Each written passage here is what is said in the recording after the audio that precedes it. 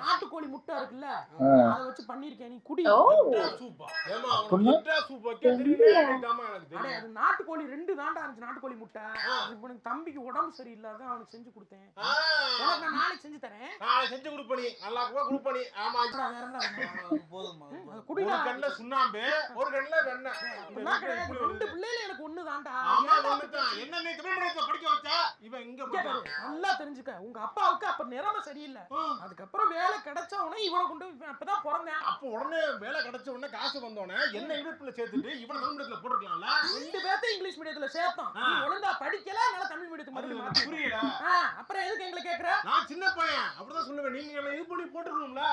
தேவையில்லாம பேசிக்க இருக்காத. உனக்கு லீவுனா என்ன போய் படம் பாக்குறேன்னா பாரு. தேவட்ட அம்பளுக்குற வேலை வச்சுக்க. என்னடா குடிக்க முடியலமா. குடிக்க முடியல. குடிடா கொஞ்சம் குடிடா. வாய வச்சு ஊத்துக்கமா. வாய மூடிக்கிட்டு நடிச்சிட்டு இருக்க.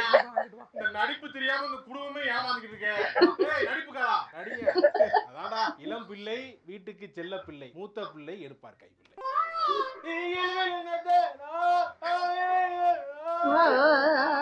வரலாறு பாட்டா